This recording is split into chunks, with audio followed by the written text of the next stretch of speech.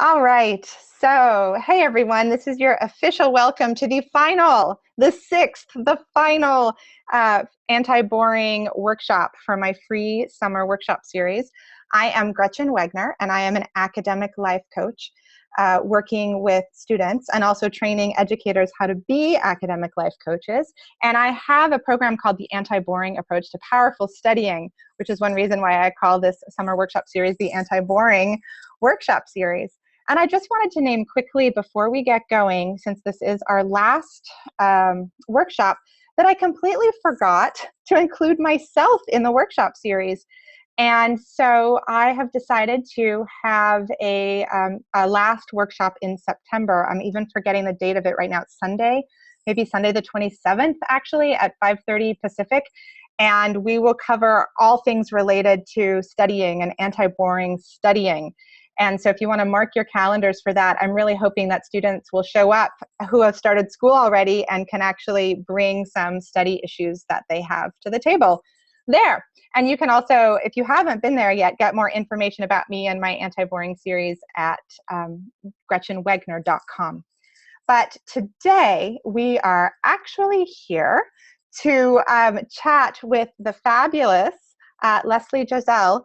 And before I bring her in, I want to just remind there are some new people who've come on. I'm so glad to see you all. That I would love to hear where you're from and what age level either you are, or if you're a parent or an educator, you work with. And throughout the webinar, I will be interviewing Leslie, and I'll also be keeping my eye on the Q&A so that I can help Leslie know if any of the things we're talking about are directly related to you and your situation.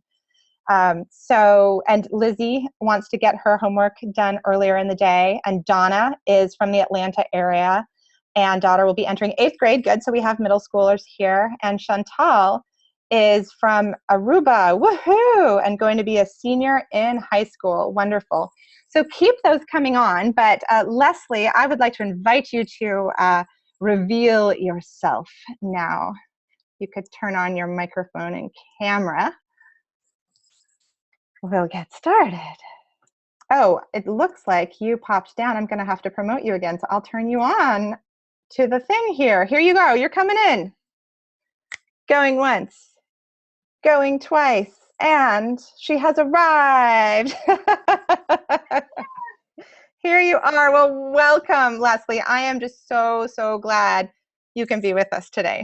I'm so excited. It's going to be a lot of fun. Yes. And so Leslie is the author of this fabulous book right here. And it's Teens and Time Management, A Parent's Guide to Helping Your Teens Succeed. I imagine that even though it's written for parents, I imagine teenagers might find it useful as well. Yeah. But why don't you give us the short rundown, Leslie, of how you managed to become this huge expert in time management. Oh, and how you managed to, I actually was just showing one of my clients your planner, how you came to design such a fabulous planner for students. You're so sweet. Well, I run a company. Well, for everyone out there, my name is Leslie Joselle, and I own Order Out of Chaos. I've been in business for over a decade now, and my business started, and this is what I think people really relate to. My business started because of my son. My son is he's 17 now, but when he was 5, he was diagnosed with ADHD and executive dysfunction and a whole host of everything. And I'm going to save you the story of how to be. But it started with, trying to figure out how to untangle his world, trying even back then at that young age, how to put systems and strategies in place that would help him succeed at home and in school. And I started my business, and I went on also to become an ADD specialist, and I coach kids as well. And I call it reactionary entrepreneurism, trying to teach time management. You cannot find an academic planner that really help kids visualize time. And that's one of the things I know we're going to talk about today. Mm-hmm. Cannot expect, for all the parents out there and even the students, you cannot expect your child to be able to manage time unless they can see it. Mm-hmm. And able to see time is very difficult because it's not something we can hold in our hands. So finding an academic planner that really enabled kids to see their time, to then be able to work it and manage it, there just wasn't anything out there. So I created one. I kind of created my own. And there's been an amazing response because I'm going to be honest, you know me, I'm a straight shooter. The planners out there for kids, they really don't work. Yeah. Yeah, they really don't. They're not intuitive to the way, we need to really look at time. So that's the very short story. Can you imagine the long one? I can totally imagine the long one. And actually, I want to interrupt us for a second because I'm getting word on the Q&A that your sound is moving in and out a little bit. Okay. So either can you be closer, or we'll see so much of your face, or if you have a headset to put on, that would work as well. I can get a headset. Do you want me to go do that real fast? Why don't you go get a headset? And while you're doing that, I'm going to greet the other folks who are here because we want to be able to hear you. So it's so nice to see Elle, rising 6th and 7th grader. Great. And school starts on Monday. Oh my goodness. This actually would be a great question for everybody who's on right now. When does school start for you? Because doing time management, that's part of the question is when are we going to have to kick into gear? And then we also have Christy, who's the mother of two, a 12-year-old son and a 15-year-old daughter in San Diego. Okay, so we've got a middle schooler and a high schooler there. And Tina, wow, Tina and Lizzie don't start until August 31st. That is late for those of us in California. Yep. And Matthew, looks like you're a university student. Oh, yay. Matthew says it's his 3rd time tuning into our shows. Tons of great advice. I'm so glad. Yay. And he's a university student. So it looks like, Leslie, we have the gamut here. We have middle school all the way through university. Okay. Is that better? Why don't you guys tell me, is that better? Let's let Leslie say a little bit more and then let us know. Let me know if you can hear me better now. Okay. So let us, to me, you sound great.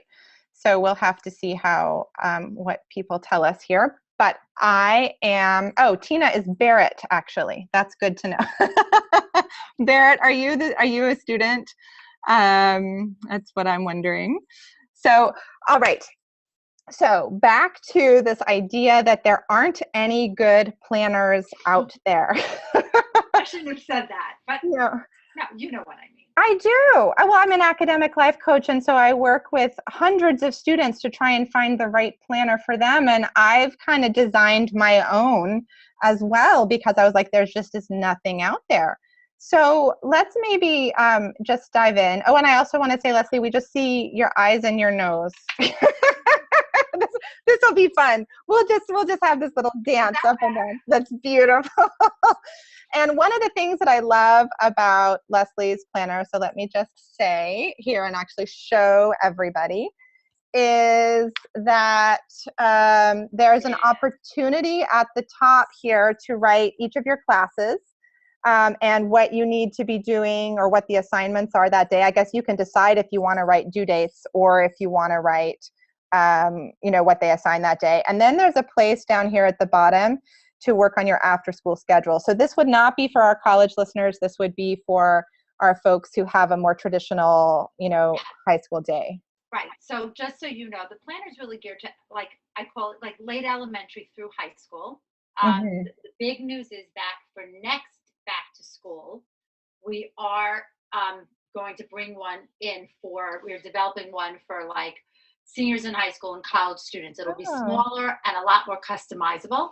The one you have is last year's. We've made a ton of updates to this year's. Okay. And they can find it all on my website. There's videos on how it works and tons of photos. And it's what I love about it also, what kids really love, is that if you notice when you were turning the pages that you actually write the information in is shorter than your subjects. So you can write what subjects you have. You only have to write them once. It's, they're not given pre-printed planners with subjects they don't even take. And for the kid, for the student that has to rewrite them every week, we know they forget, they don't always do it. So if they don't do it, then they don't always write their homework down. And we're kind of tumbling down that rabbit hole. Right, right. Now, Matthew was just asking what your website is. So can you just speak it out to anyone who wants to go look at it while you're talking? Sure. So the name of my company is Order Out of Chaos. The website is orderoochaos.com. Great, great. And people can hear you just fine now. So we are good to go. So maybe we should dive in with, there are two things that I really want to look at more specifically at first. One is how to make time visible. And the other is what it means to have a time sense. And so let's maybe look at the making time visible piece first. And I want to say that although in Leslie's book, it's definitely geared to teenagers, but I even know in my own time management world, if I don't make time visible, I am less likely to follow through on everything that I need to follow through. So this topic is really relevant no matter what age you are. So talk to us a little bit about what you mean when you say that. Well, the first thing is, we can look at it in two different ways. The one thing that I think is so important in every household, and I know we have a wide gamut of people on the line, students, parents, all different ages. So one of the basics that I always start with, and even if you're in high school, even if you're in college, you should have one, but everyone in their house has to have an analog clock. And I know that's so pedestrian, but when I sit and talk from a stage and ask people, we can even ask people right now on the chat, how many of you have an analog clock? An analog clock, everyone, if you remember, are the clocks with two hands, not digital, but how many of you have a clock that's an analog, not only hanging in, let's say, your kitchen, but almost every room that your child uses? Bedroom, bathroom. I loved it when you said that when I interviewed you on the podcast. It's like, bathrooms. Their bathroom time. Bedroom, bathroom, kitchen, whatever room they study in. All right. I would love to know how many of you have that, because to start getting a time sense, okay, the first thing you have to do is be able to see time. You have to, time is very three-dimensional. There's a beginning, there's an end, there's a future, there's a past, but you can't see it on a digital. You need to see time move. To be able to develop a time sense, you have to start understanding, what does 20 minutes look like? How much time do I have before I have to leave somewhere? So we start at an early age just by presenting kids with a time, with an analog clock, so that they can actually look at clocks and say, it is 5 o'clock. We're leaving at 5:15. That's 15 minutes. You start getting a sense of what time is for you. Yep. The other thing that we love to do, which is a great way to build time no matter how old you are, is to connect something that is very familiar to you to something very unfamiliar. So let's say you're going to a new school and you have to get up early now, and someone says, okay, you have to get up 20 minutes earlier than you used to. You might not even know how much time you have to, but you might not understand how long it's going to take you to get to, let's say, the school from where you live now. But someone says to you 20 minutes, you might not understand that, but let's say that a Bob's Burger episode, I'm just using that as an example, is 20 minutes. So when I teach time management, what I like to tell a student is, it took you 20 minutes to read those 2 chapters. That's the same amount of time it takes you to watch a Bob's Burger episode. By bringing the unfamiliar with the familiar, it's able to then also help them build a time sense. And kids get that. Oh, okay, I totally know how long a Bob's Burger episode is. That's how much longer it took me to read that, or that's how much time I need to give myself to read. That's how much I have to, we're going to talk about homework. That's how much time I kind of need to save to do that reading. Now I understand what that 20 minutes means. Got it. I love that idea. I really love that idea. And I'm remembering a client a long time ago, actually, who this was before I had met you and had so many concrete ways of talking about making time visible, but we decided she was going to, actually, this is more the time sense thing I'm realizing than making time visible, but she was a lifeguard. Right. And so we worked on, because there's often not a lot to do when you're a lifeguard other than look out, but you have access to a big analog clock. And so we had her practicing guessing. This is a student with ADD, practicing guessing, like, I think 15 minutes have gone by, and then checking the clock. Or I think 5 minutes. Or like, now I want to look back at the clock in 5 minutes, and then practice doing that and see how well like Right. watch yourself getting better Yeah. and better at that. But I have to say this, as you just said it, and it's very important. Creating a time sense is directly related to being able to visualize time. So when I talk about creating a time sense, one of the things that I say all the time, and I get my chuckle here, is that most of the time, most kids, not all kids, live in two worlds. I think you've heard me say this. They live in the now, which is over here, right now, right this minute, like I'm on here. And then they live what I call the not now, like somewhere so far off that they don't even remember that there is a not now. And the not now could be an hour from now, tomorrow, or a week from now, again, depending on how old your child is. And connecting those worlds, the now and the not now, to me is the exact definition of a time sense. It's creating that future awareness. It's understanding that I might have to be doing something now that will affect something that I have due 2 weeks from now, or something that's going to happen even a month from now needs to be worked on today. It's connecting and bridging. I like to use the word bridging those two worlds. But to be able to do that, you need to create a time sense. So I'm going to wrap it back to my planner. When we're given homework assignments, the problem with homework is it's all well and good to give homework, but if your student doesn't know when they're going to have available blocks of time to get it done, then they can't learn to manage their time. They need to see their time. So that whole piece on the bottom, where they can put in their after school activities, without that, your homework, the planner, just becomes a to-do list. Yeah. And I just want to interrupt you for a second, just because when I speak, it'll get bigger for everyone.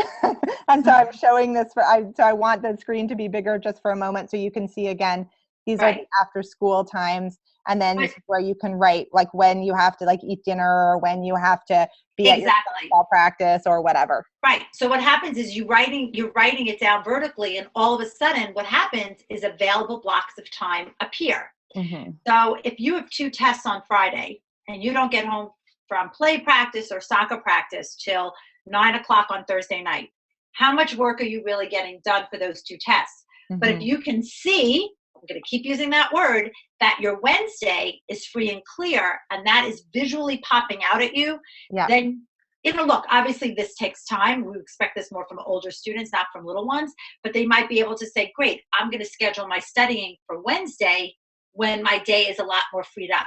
But if your student can't see that, they can't be expected to do that. And that's my biggest, we need to support our kids. We need to give them the proper scaffolding. We need to teach them and give them the tools to be able to manage their time. So because I know we have some college students here, and obviously some adults who I assume all of us always need to be doing better at this. How can older folks spend time making time visible for themselves? Well, I think the concept of if we're talking about, planning your time, it can be on paper, it could be on electronic. I'm a paper girl. Did I just pull me out? No, you're here. I'm still here. So, I'm old school. This is my planner, not the planner I developed. This is my planner. You will never get me to use this for that, because I need to see it. And more importantly, I need to write it. Because to write it commits it. But you need to first find, what is your thing? Is it electronic? Is it paper? Whatever it is. But my thing is, number one is 2 things. You need to only have one thing. Not one. Only one, my friends. Not my phone and then the family calendar and this, that. That's just a recipe for disaster. And the second thing is your to-dos and your appointments. This is for adults now. Need to be in the same place. It's the same thing with students. Their to-do list is their homework, their appointments are their after-school activities. For us, it's our schedule is the same thing.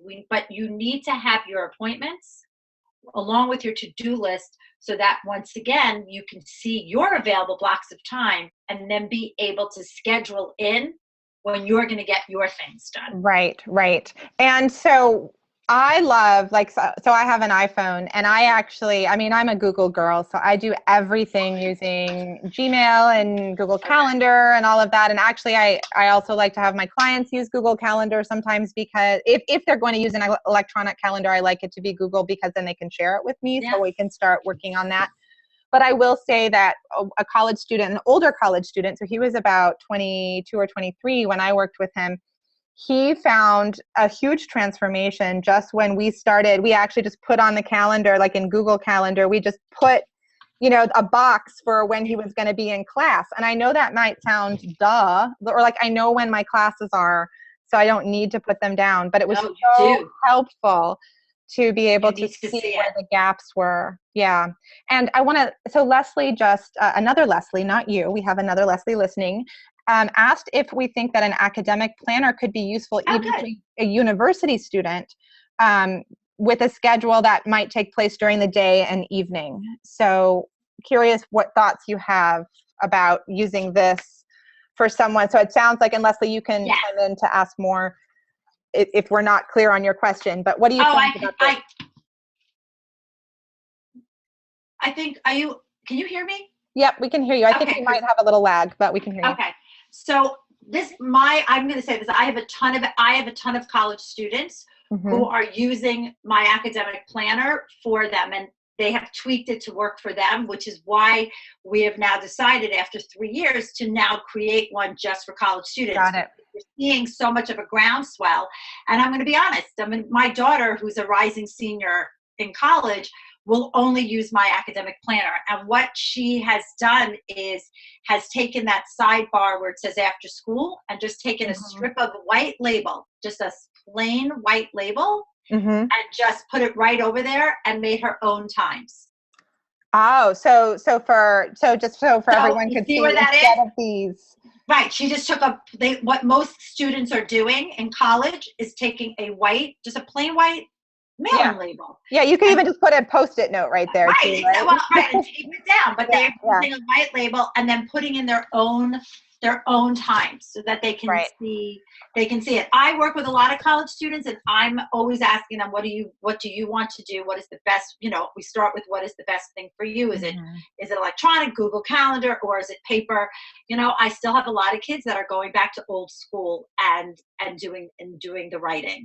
Yeah. And some of them are using, you can use the planner that way. 100%. Well, and the other thing I like to tell college students, and I'd be curious to get your take on this, is, it can be really helpful to think about the college, your work as like, this is a full-time job for you. So your classes take up a certain amount of time, and full-time jobs are usually 40 hours a week. So there should be 40 hours a week or so that you're spending on school in some way. And for students who can actually do that during working hours, like 9 to 6 or whatever, like that's ideal, because then your evenings can be self-care and friends and all of that. And then you're starting to practice that kind of a schedule. But I'd be curious to hear what you think about that. I love that, because we talk about, I love that I'm going to take that with me, the 40-hour thing, because I like that that's tangible. I think for the kids that we work with, that seeing that concreteness of it is probably very helpful. But I talk the same way, that it's your job. So when you schedule, again, like, it's similar. This whole thing of blocking out your time, blocking out your days, and looking at it as your job, as a full-time job, and then scheduling everything around it, whether it's self-care, whether it's after school activities. I mean, they're just like that, similar to what you would do even if you were holding down a job. So I love that. Yes, absolutely. Now tell us more about this. This is in Leslie's book.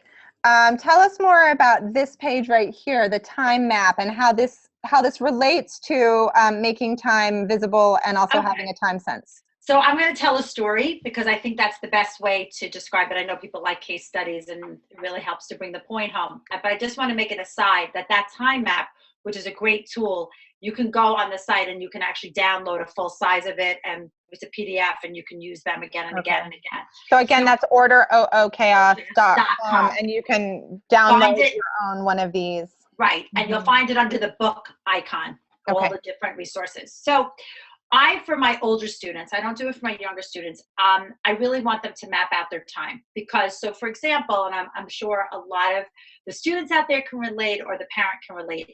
So one of my best stories is that I had a mom call me and she said, my daughter is having a very difficult time getting her homework done. She can't manage her time. She can't manage her time. So when I met with the daughter, now to know this is that she was an expert tennis player and she played tennis 2 hours a week, 2 hours a day, every day. And she had to travel a half an hour back and forth. Wow. Okay. So when I asked her, I said, tell me what time you get out of school. She says, oh, I get out about 3 o'clock. What time do you have to be at tennis? I have to be at tennis at 5.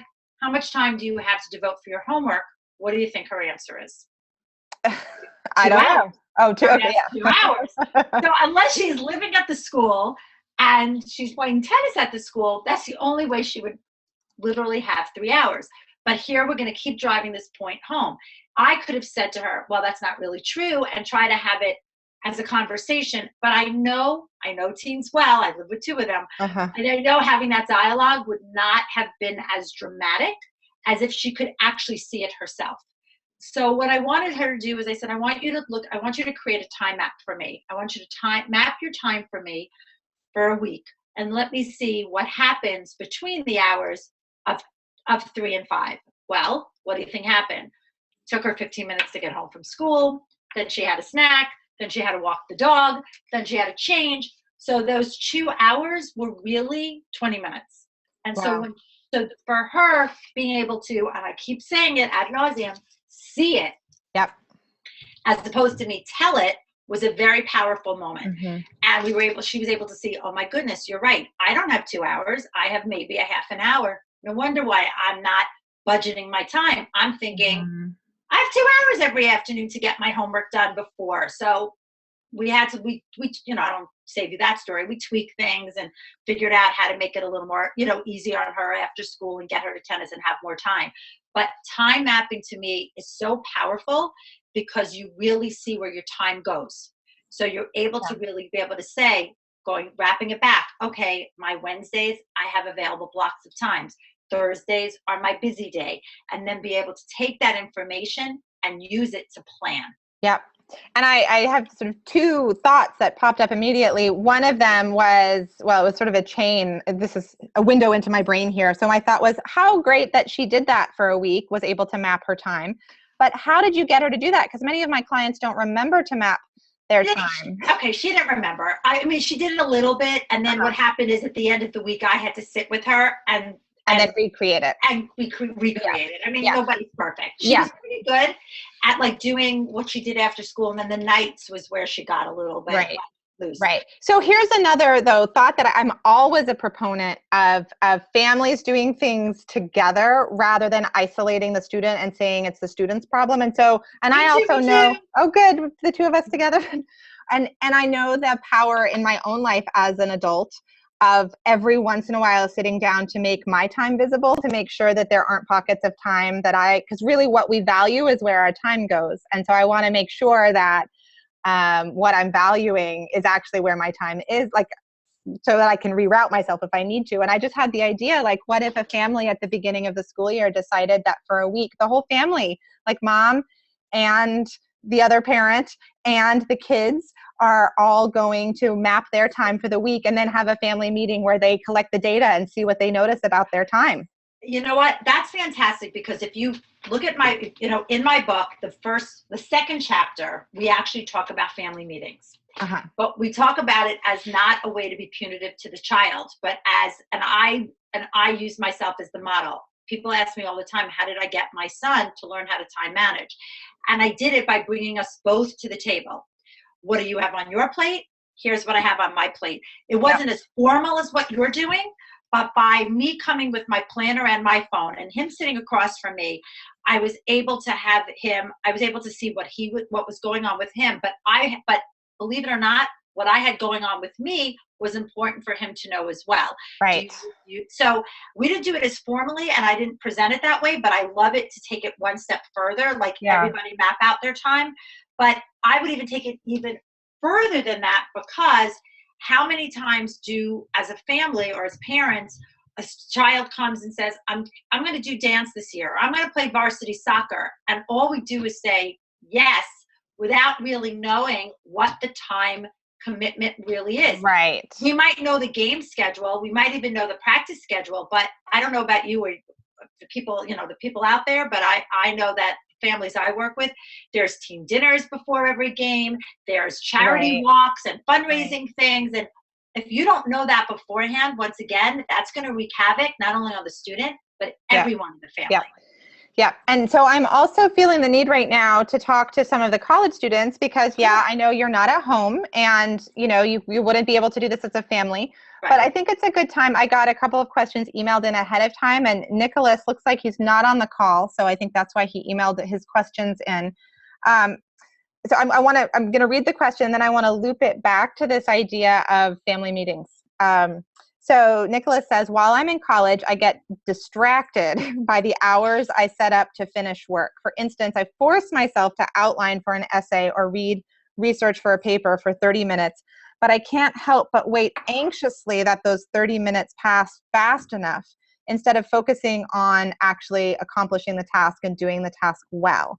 How can I get myself to shift my focus so that I'm looking at doing the task well rather than just letting time pass quickly? So before we jump into that specific question, I want to say my idea, and then I want to give you time to think about his question. My idea is that folks in college and someone like Nicholas might want to gather a group of friends together, or maybe two friends, or maybe roommates, and use each other as accountability buddies and accountability partners in the same way that a parent and child dynamic might do it in a family meeting.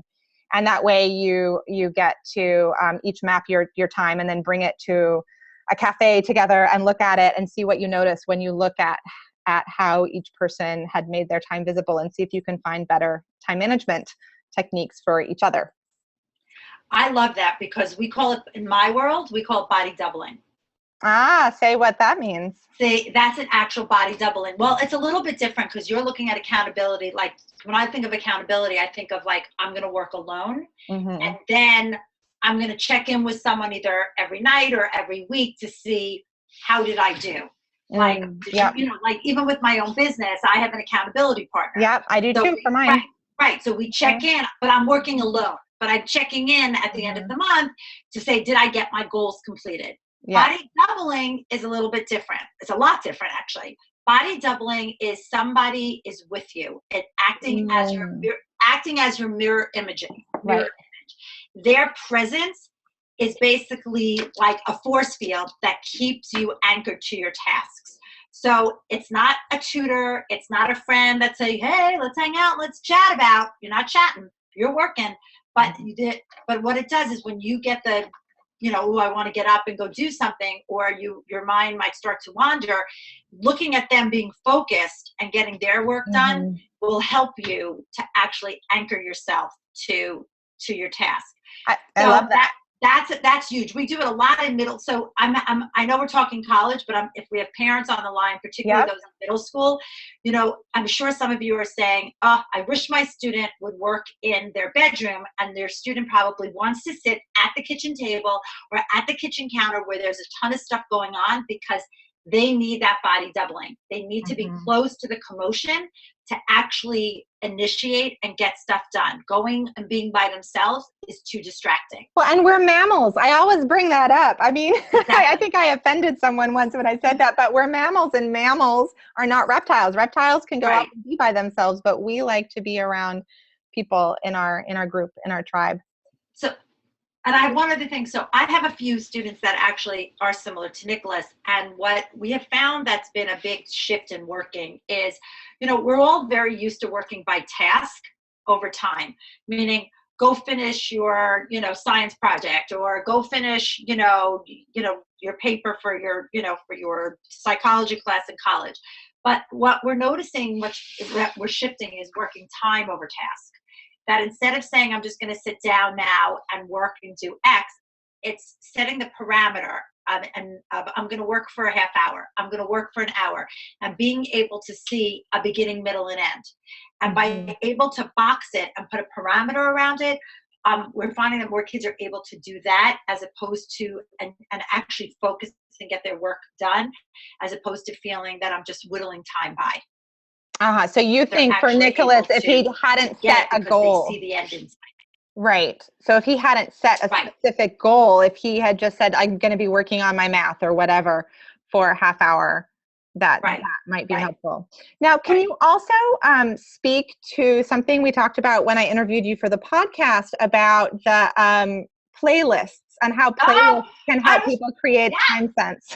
Yeah, so it's funny because that was gonna be my next thing, that this might really work for Nicholas. You're right, exactly. So I'm a big believer in music. And again, I'm going to talk to everyone out there, not just our college students, but also the parents probably going, I don't want my kid listening to music. It's too distracting. You have to know your child and you have to know yourself. But music actually, here's the best way music was ever described to me, that music is rhythm and rhythm is structure. And our brain needs that structure to attend, to plan, and to initiate. So when I work with my students, what I ask them to do, whether you're in college or you're in middle school, is to create a playlist about 30 minutes. If you're older, you might want to do one that's a little bit longer, maybe 45 minutes. And that's what you're going to listen to when you sit down and do your work. So think about all of you out there that exercises. You turn on your music and you go. The music is telling you it's time to do something. But what we have found with music that has been like the byproduct, because when music was not intended really as a time sense, it was intended more as a way to get you to initiate, get you to focus, and get you to stay on task. Okay. Right. But what we found is that that the music started to create a time sense, which enabled kids also to sit and get stuff down. So if you're listening to the same music over and over again, what will start to happen is you'll start saying, oh, when I hear Taylor Swift, I'm just using her as an example, because it's her world, we're all just living in it. But, when I hear Taylor Swift, I know I'm 15 minutes in.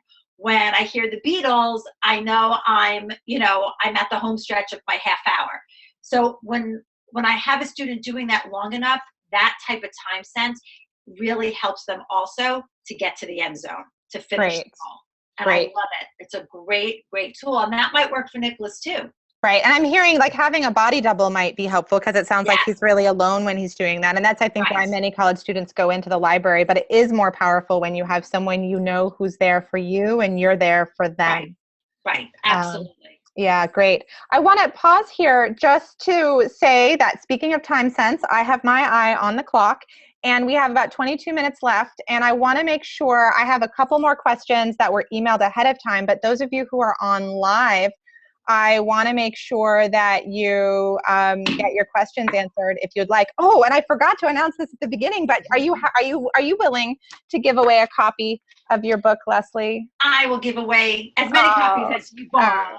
Yes. Because what I would like to do then, I'm looking for more ways to get people to actually get the value out of these kinds of workshops. And you get value when you let us know about your personal experience and you ask us questions. So we're going to raffle off at least one, if not more, of these when we're done with the webinar. I'm going to print out the Q&A, because I can do that. I'm going to print out the Q&A and see how many, like, those of you who have asked questions will get put into the the raffle.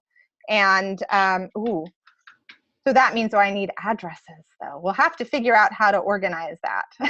I'll send out who the winners are in the follow-up email, and the winners can email us their addresses. Very good, very good. So I'm going to move to Nicholas's second question now. And go, Nicholas, go. I know. And then I'll keep my eye if any of you live have questions that you've posted. So he says, I have tried to have a calendar while I'm in college, and the first days my calendar works, but after a few weeks I just get tired of the routine and feel that I need some distraction. And actually, I'd be curious to know if any of the college students on the call, or even the high school students, experience this. Therefore, I just let the days pass. I forget about my responsibilities and my schedule and just wait to see what happens. I feel guilty and my days are not that productive. So what can I do to solve this? I have to tell you a funny story, because I have lots of stories. I have a professor friend, actually out in California, and she gives a supply list. Isn't it interesting? In college, she actually gives a supply list of what she wants her students to have for her class. And she makes a paper academic planner a requirement and says to her students that if you do not use it, I guarantee you will fail my class. Wow. Because here's what she does, which to me was mind-blowing. So I want all you college people to listen to this. When you go to college, you usually get a syllabus and, do this reading for Monday, and this paper is due next Tuesday, and, write your essays. She doesn't do that. She basically gives you a syllabus, and everything is due on the last day of class. Oh my God. That would so not work for so many of my learning difference kids. Yes. Oh my God. And that's how because she says one of the things that I find when my kids show up for college is no one knows how to time manage. Uh-huh. So so I don't want to ever, so her way is saying, I want to make your life easier. If I give you a paper due date and you have 4 other papers, I don't want you to feel that pressure. So it's up to you to take all the work for the semester and figure out how you're going to get it done. Wow. Okay. I think that's insanely powerful. Uh-huh.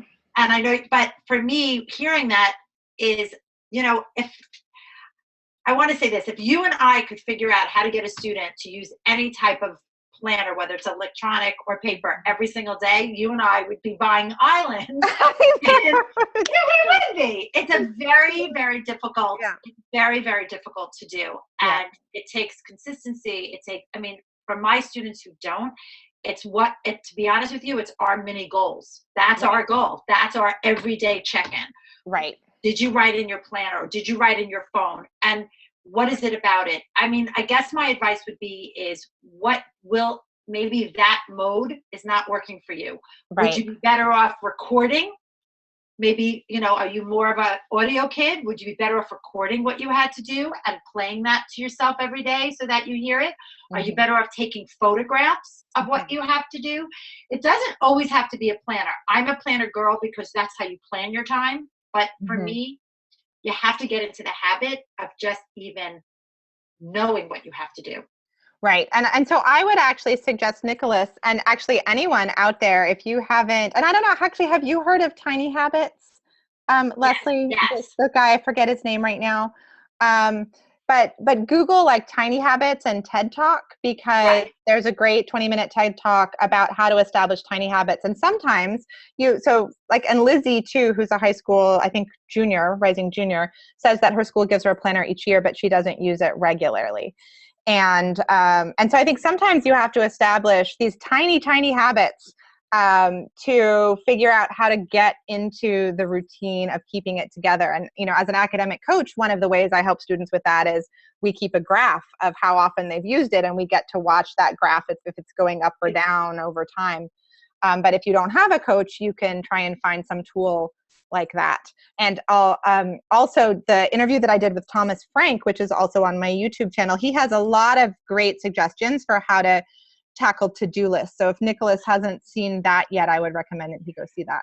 So I want to give you 2 things. I have a lot of my students who are gadget kids and actually set reminders. It's very interesting to me. Set reminders to remind them to write in their planners. Yes, exactly. Totally. And that's actually a really great thing. And this is probably less for college and more for high school, but I have a lot of kids again who the act of taking out a planner and writing in it, it's multi-stepped, it's too difficult. So some will actually write on Post-it notes and keep them in their, in their books so that at least when they take it home, they have it and then transfer it, or they take photographs, or they use an audio, just recite into the phone.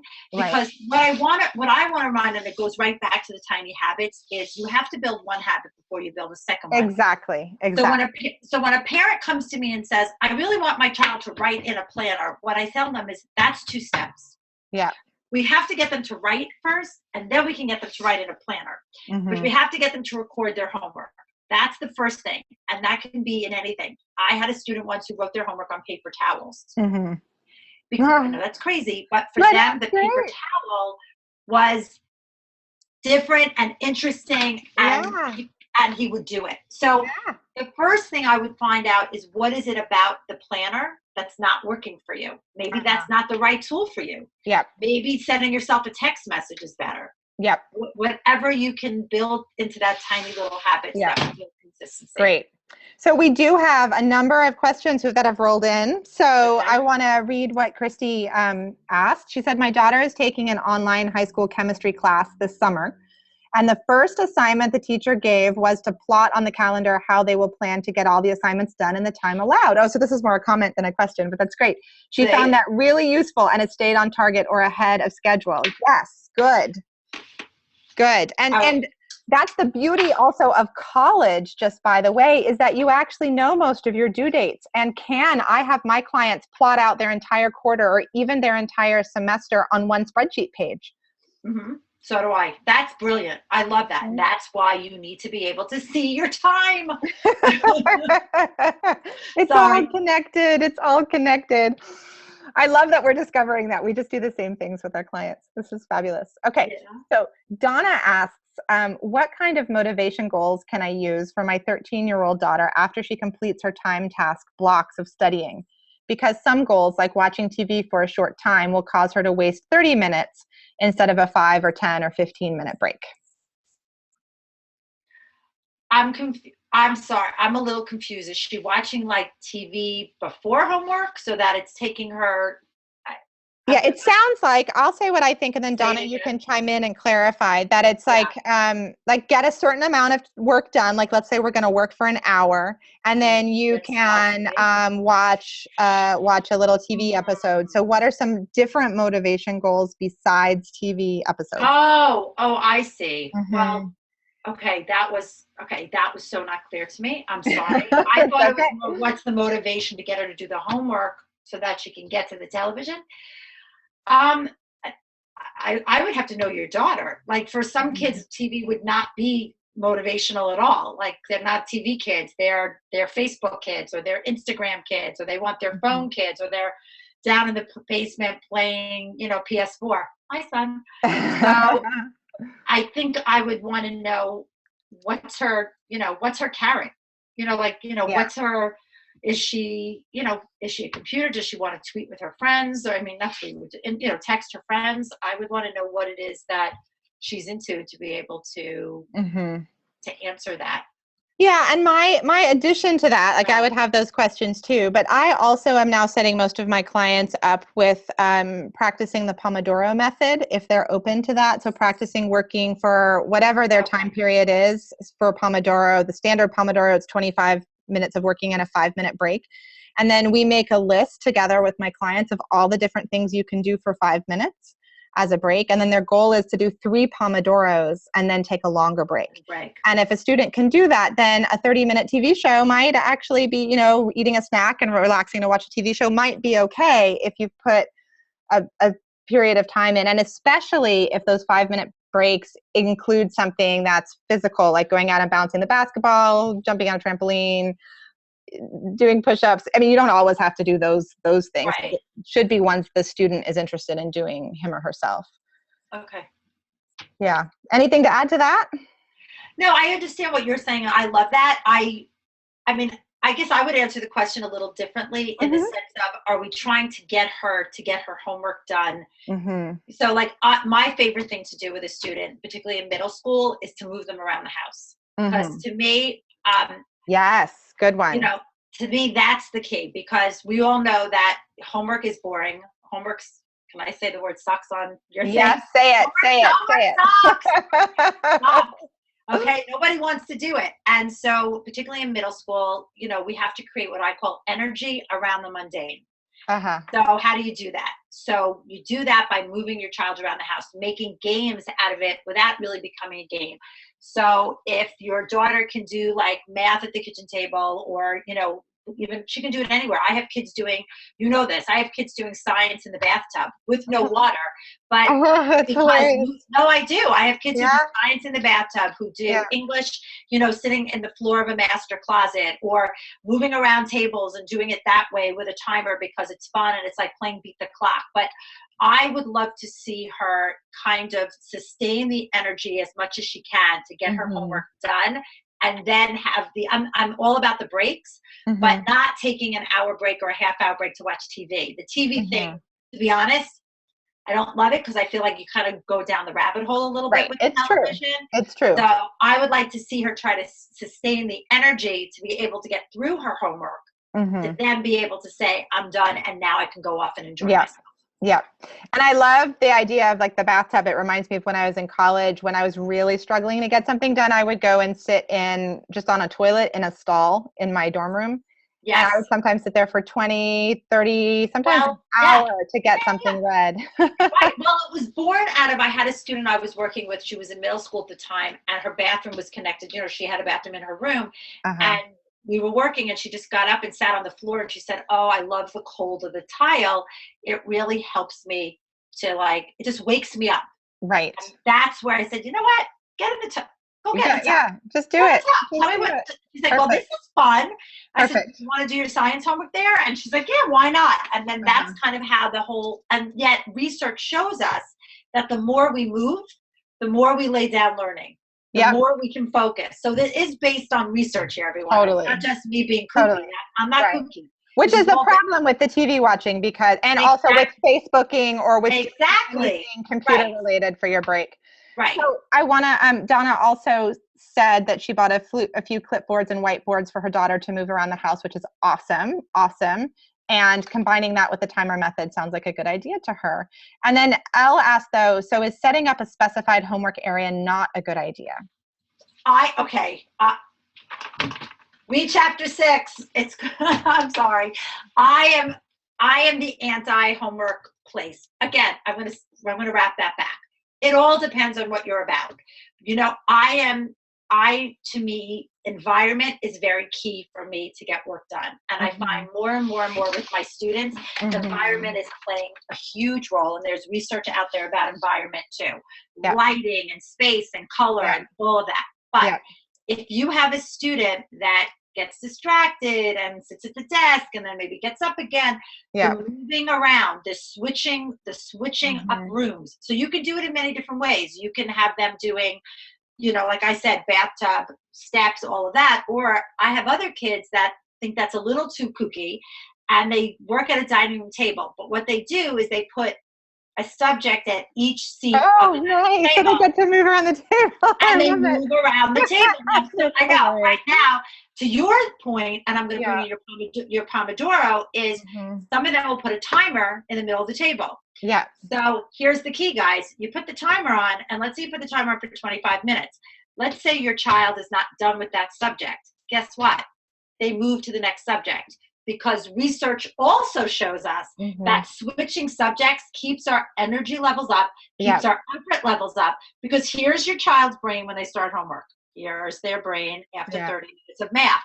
But if they're doing math, now they're doing science, now and they're moving, having those two combinations of switching subjects and the movement, their brain's on fire. Yeah, that's great.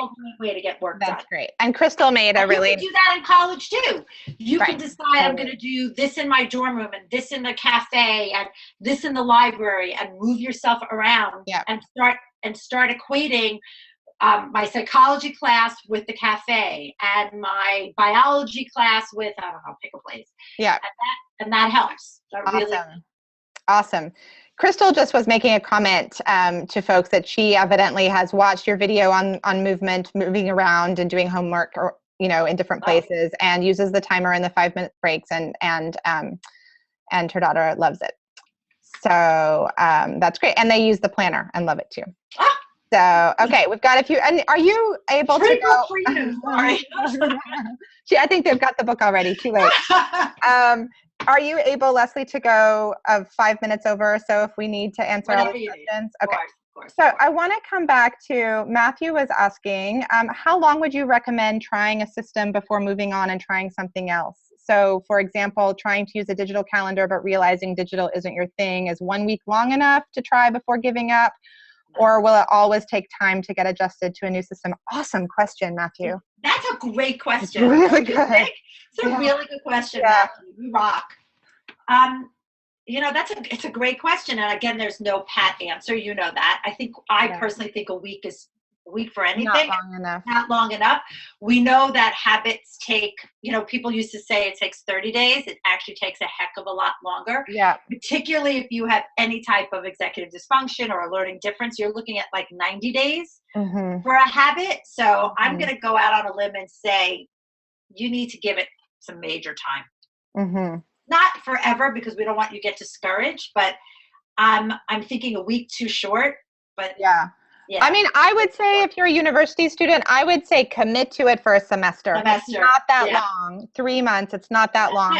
that's 90 days. Yeah. That's the 90 Yeah. days habit. Yeah. Yeah. And I would also recommend Matthew or anyone else. I have a free course on my page, gretchenwegner.com, that's called Learn Anything Guaranteed. And it's kind of a kooky explanation of how neural pathways are created and how we learn things and how we sort of build habits over time. And it would take you, I don't know, like 30, 45 minutes to work through. But I think that might also give you a little explanation for why longer Yeah. is helpful.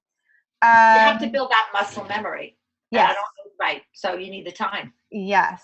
Yes. And so let's see. Oh, Leslie was asking, I'm wondering if music with words would be still too distracting for a student. She read that students should gear towards music without words like classical, but she's not sure if there's any concrete research behind this. You know what? I'm going to save you a lot of time. I write about music a lot in my book, so I had to do a tremendous amount of research to make sure it's right. Do you know what I mean? Mm-hmm. And the bottom line is you have to know what's right for you. So yeah. At the beginning, when I first started with that, thought, yes, some words, not a lot of words, but believe it or not, I have kids listening to rap. I have kids listening to show tunes. I have kids listening to dance music. Listen, there are definitely subjects you're going to work on where music is not appropriate. But math problems, vocabulary, there's science labs, all that type of thing. You know what? You will know if it's classical versus, rock that's going to work. The point is the music starts to become white noise. So you stop hearing the words. Especially if you do the playlist idea. Exactly. And so you're hearing it so much. Right. And I would say with any of this, you need to do kind of research on yourself. Right. And so collect your own body data about what music works best for what circumstances. Is that in here too? No, well, I talk about in the book, I call it creating a personal homework profile. Uh-huh. And it's taking your best practices in. It's understanding, where do I need to do my homework? When is the right time? Do I need to be sitting in one place? Do I need to move around? Do I need music? It's all of those things. It's so that you bring all your best practices in. So you're not fighting against what's natural for you, but taking what is and getting you over that hump. Yeah. So it's exactly what you just said. That's great. So Leslie had a comment, and then I want to come back to something Elle said a little earlier. And then if anyone has a last question, you can post it. But otherwise, we might be ending on time here. But so Leslie said, living on my own as a university student, it can be difficult to create a plan sometime, which is so true. Oh. And I really like the time management ideas here, and I totally love having an academic coach. And let's see, even just someone to check in with, even as an adult. Yeah. And both would really get into the habit of time management, she thinks. And yes. And yeah. I'm sure, well, I have a number of clients because I'm starting to train academic coaches right now. So I have a brand new crop of academic coaches who are actually less expensive right now because they're trainees who are looking for clients. So Leslie, if you at all would like to look into that, you could email me at gretchen@gretchenwegner.com. But let me also just ask, are you taking clients this fall, or are you kind of done doing the one-to-one coaching thing? I am done. We're not done. I'm done. I am booked up. I'm booked up. Okay. We still do one-to-one here. Okay, great. So you have other coaches who are available at at Order Out of Chaos. Great. So can contact Leslie too. So I had Elle liked the idea of the body double. So this is going back earlier, and I then asked her just a text message, like, did she think it would work with her kids who are 6th and 7th graders? And she said, I'm not sure, they tend to distract each other. As soon as one gets working, the other starts a conversation with them and vice versa. So I thought that would be a good thing to just run by you. Like, how to create the body double in sibling relationships. It doesn't. Oh, okay. Trust me, I do that all day long. It doesn't. They don't have to sit next to each other. So if you even like, I have kids that just need to be body double. They need to be on the same floor or in the same vicinity. So one of my favorite tools, if you want to have both of your children working in a place where you can see them, but you want to create like a barrier, but yet not have them somewhere where you can't, is my favorite tool is a tabletop presentation board. It's 3-sided and it sits on, it's like $19.99 at Staples, and it sits on top of a table. So what it can do is, if you can do 2 things, you can put them in different rooms so that they can maybe even see them but not be next to each other, so that that need to communicate won't be there.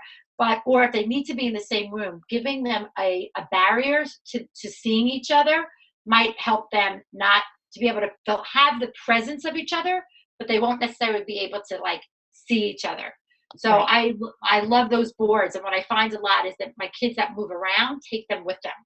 Great. They stuff on them, they decorate them. It's a great way to kind of, associate doing homework with the boards. So it's a nice way for this parent to create a barrier for her 2 children. That's a great idea.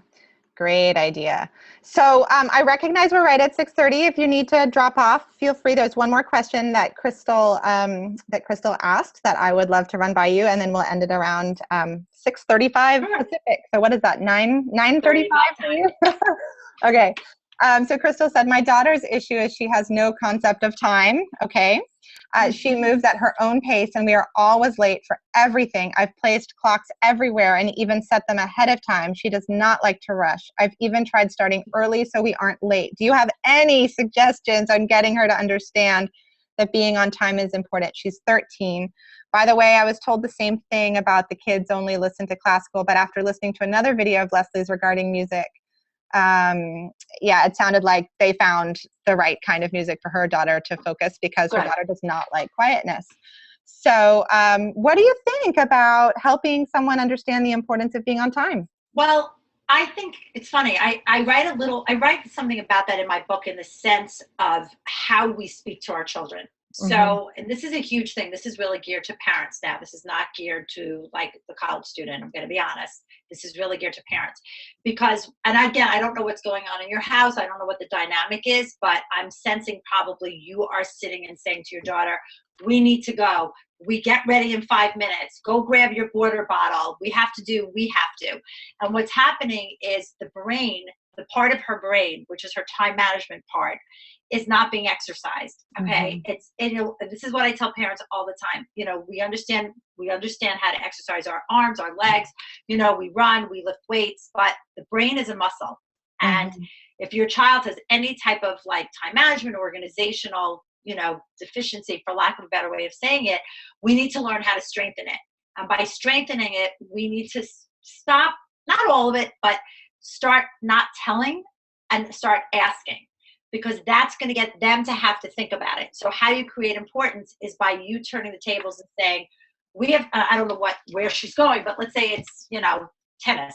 You have tennis at 5 o'clock. Do you know what time we have to leave? You know what you need to do to get ready? Because what will start to happen is not only will she hopefully take ownership, but they'll become this mental checklist. There'll be a time checklist. She'll know what she has to bring. She'll know when she has to go. It takes a lot of time to do that, but that's how I work with families to strengthen brains, as I have parents stop telling more and start asking more.